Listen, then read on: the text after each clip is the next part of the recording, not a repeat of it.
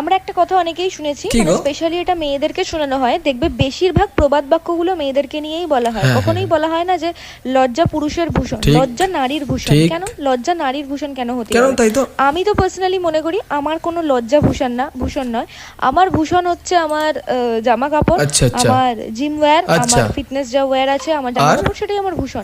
আর লজ্জা আমাকে কেন পরে থাকতে হবে? আমার এত ভালো ভালো জামা কাপড় থাকতে, এত হাজার হাজার টাকা খরচা করে জামা কাপড় কিনে, এত স্পোর্টস ড্রেস কিনে, কেন আমি লজ্জা পরে থাকবো বলো? তো লজ্জা আমার একেবারেই ভূষণ না। সেটা তো তোমার ভিডিও দেখলেই বোঝা যায় তো যে লজ্জা তোমার ভূষণ নয়। যাই হোক, আগে বলো মামনি, আগে বলো। যাদের লজ্জা ভূষণ তারা লজ্জা পরে থাকবে। আমার যেগুলো পরতে কমফোর্টেবল তো আমি সেগুলো পরবো। আর এই যেটা দেখছো, এই স্পোর্টস যে ব্রাটা কিনেছি, এটাও কিনেছি আরবানিক থেকে। আমার সমস্ত ফিটনেস আউটফিট আরবানিক থেকে, অসাধারণ কোয়ালিটি। তোমরা চাইলে কিনতে পারো। বাই দ্য ওয়ে, আজকে ছিল ব্যাকের ওয়ার্কআউট। বাই। আচ্ছা, বাই মামনি। দেখো, লজ্জা কিন্তু নারীর ভূষণ শুধু না, লজ্জা